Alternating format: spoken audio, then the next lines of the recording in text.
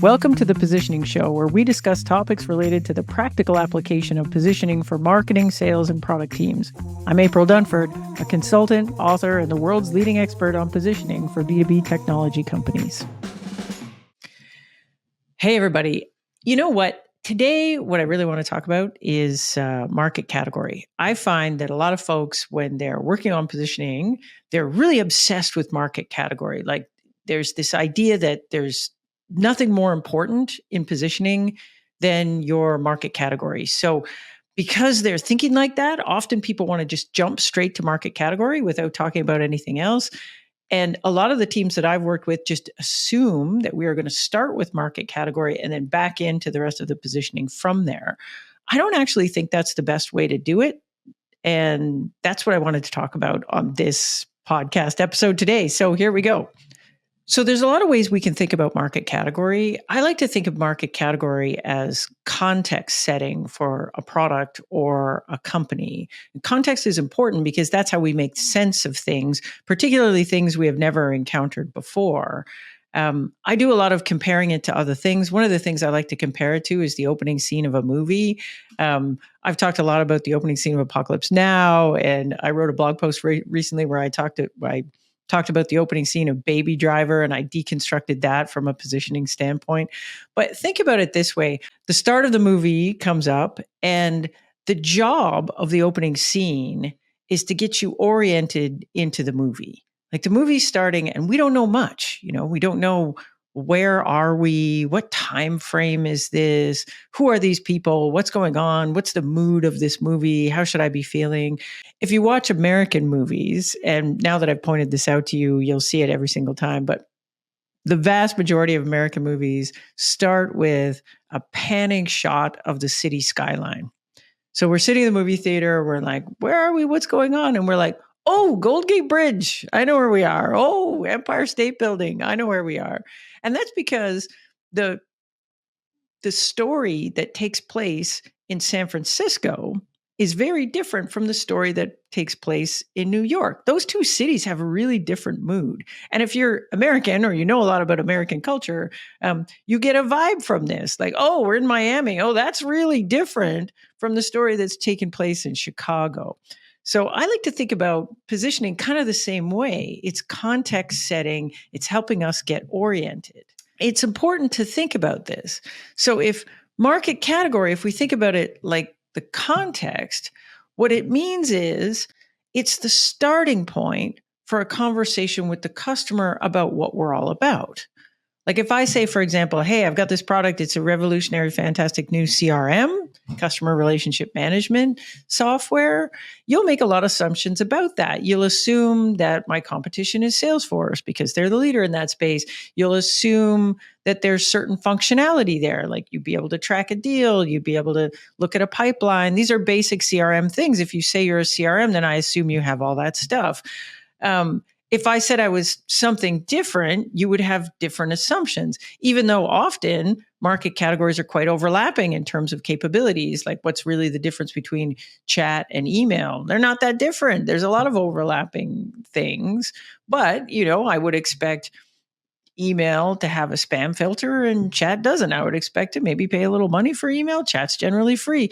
So there are some differences, but that's really all the market category is doing. In Rees and Trout's book, Positioning: The Battle for Your Mind, they talk about market category as being the space that the product or the company occupies in the customer's mind.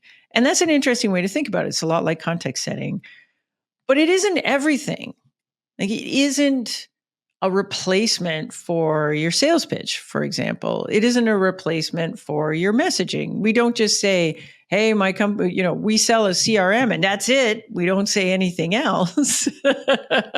We still have to take the customer on the journey to understanding what we're all about. So at best, a market category is a starting point. So a good market category kind of points the customer at what we're all about. And importantly, it doesn't point them somewhere else where they make assumptions about our product that are not true. And then marketing and sales have to say, oh, no, no, no, we're not that. No, no, no, we don't do that. No, no, no, over here, back here. Well, we're all about this. So then it begs the question, well, what exactly are we pointing them at? So what's important here? And don't I need to understand that before I can figure out what my best market category is? I would argue that's true.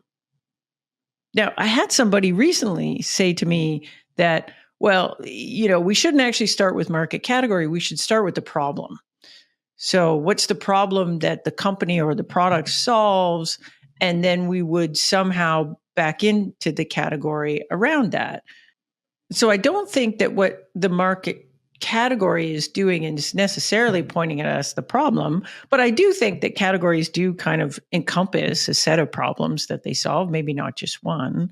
I like to think about it this way. If we're thinking about positioning, what is the goal of our positioning? The goal of our positioning is not to answer the question, why should the prospect buy us? Meaning, what is the problem that we solve?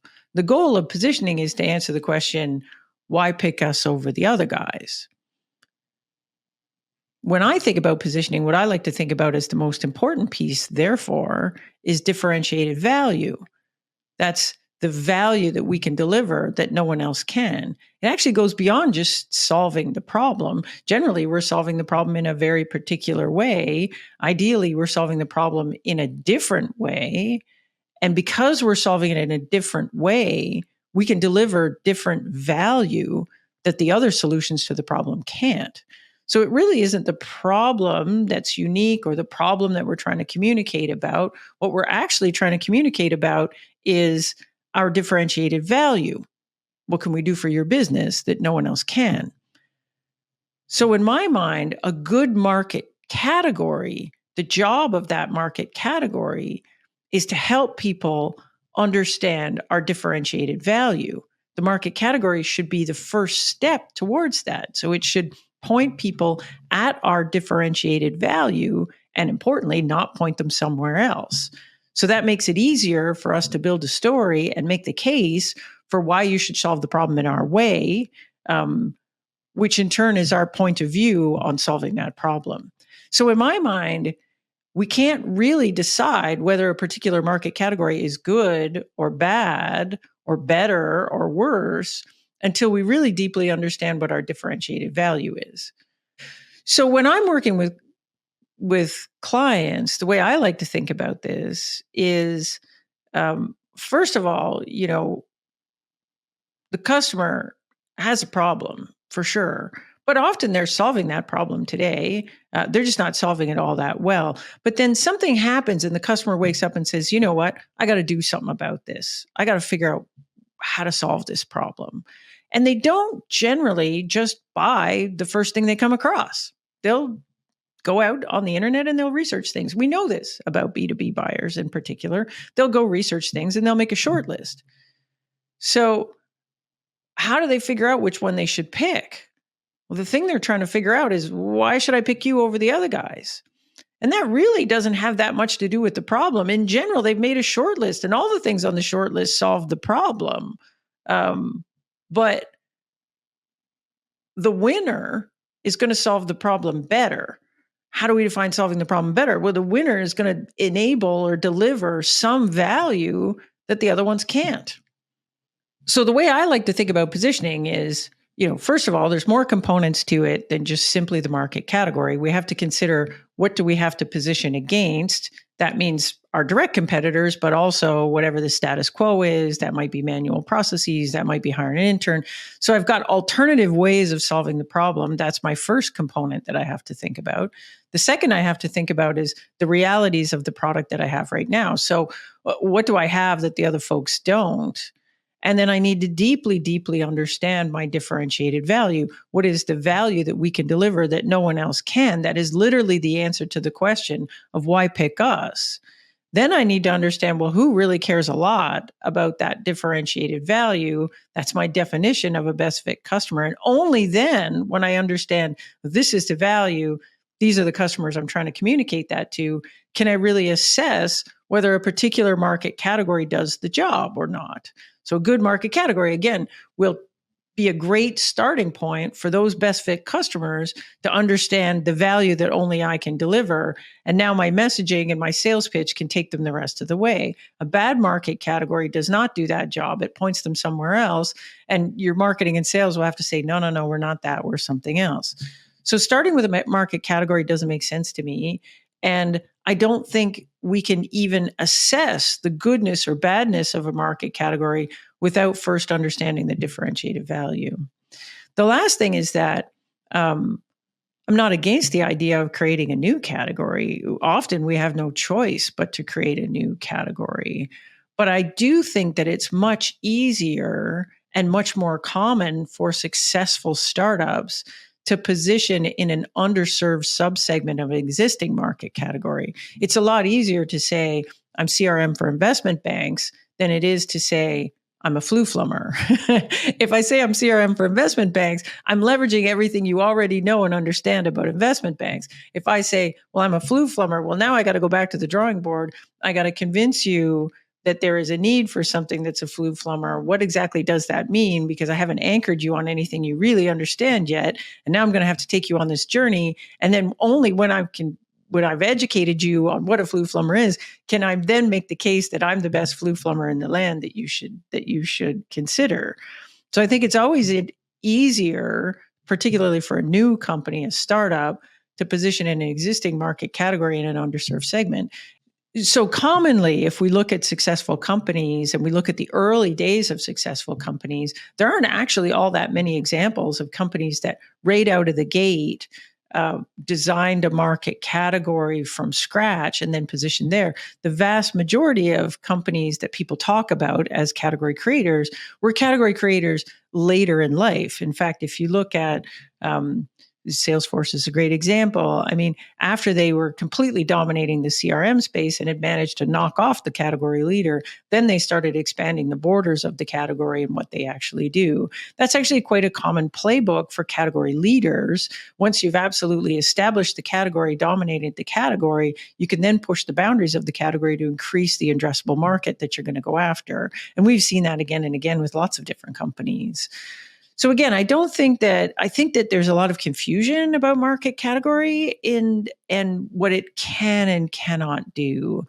So for me, I like to start with, what do we have to position against? What are the other alternative ways of solving the problem that a customer might use? What have we got that's different? And what is the value that we can deliver that no one else can? And let's get really tight on who are the kinds of customers that care a lot about that value. Only when we have that can we then make an assessment. Like, is there an existing market category that serves as a good starting point for those kind of customers to understand our value? If there are not any good existing market categories, then we are in a situation where the category is actually emerging, and we're going to be out front kind of defining what that is, but we have to accept the fact that that is going to be a long, difficult road to travel, not impossible. There are examples of companies that have done it. It's just very few examples of companies that have done it. So if we're going to do it, we have to admit this is difficult. It's going to take a while. We probably need a decent amount of outside funding to do it, but we have no other choice. So we have to embark on that path. The last point I want to make about positioning and people getting really stressed out about market category is that in the companies I work with, I feel like people really overthink their market category. And I think they overthink it because they think it's everything. I think in their minds, they think we're just going to write the market category on the homepage and that's going to be it. And so, oh my gosh, we better get it right because if we don't, everything's a disaster. In my experience, however, and that comes with working with a lot of companies, the companies would be better served to actually really, really obsess about differentiated value. I think a lot of companies are still selling on feature function And I don't think just slapping a category over top of a bunch of feature function is necessarily going to help customers understand why they should pick you versus everyone else. Because, I mean, let's face it, even if you do a decent job of defining a new category and positioning yourself in there, it doesn't mean you suddenly don't have any competitors. That's actually not the way it works. In a big B2B purchase decision, they're still going to look at alternatives, even if you say you're in this category and the other folks say they're in another category. I've never done a software deal over a certain size where there isn't competition, even though we claim we're creating a new category and we're nothing like the other folks. They're still going to have other folks on the list. We're still going to have to explain why pick us over the other guys. And the answer to that question isn't, well, pick us because we're doing this different thing. I mean, it's why do we care about that different thing, which is what? Which is your differentiated value. So I think we need to get really, really tight on that. I think most companies, again, are thinking too much about features, not enough about the value that those features deliver. And then again, in my mind, the job of the market category is to just contextualize that value, or put another way, help customers really, really deeply understand why that value matters for their business. I think if you can nail that, you can sell a lot of deals. Like, your differentiated value is literally the answer to the question, why pick us over the other guys? So that is the thing we really, really need to nail.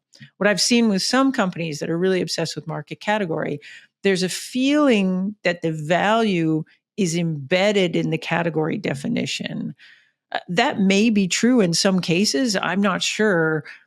But I think often it is not true. I mean, often we have to get deep into our actual value props. We have more than just one value prop. Simply stating the market category or even describing the market category doesn't necessarily help a customer understand, well, what's the value you can deliver for my business versus the other folks. This is the place where I think we need to get really obsessed, go really deep. If we understand that, then I think the category that we're going to put around that becomes kind of obvious. And then hopefully it becomes obvious to customers, we're this, and the reason you care is because we can deliver this thing that nobody else can. Anyways, that's all I got for you this week. Hey, a couple of things before you go. One, I have a newsletter. You should be reading it. Occasionally I write smart things in it. I aim to go every second week, but I have to say sometimes I get busy and it's not always every second week, but you should sign up for that. I'll drop a link in the show notes for this one. And then also what I'll include in there is I've been a guest on a handful of really interesting podcasts lately. So if you want to see me, not just on this podcast, but talking to other people, I'll put some links in there too, so you can go and see that. I think you might enjoy that as well. Anyways, that's it for this week. I've got some really interesting guests coming up in the next few episodes. So I hope you folks are going to enjoy that. Have a great week. I'll see you next time.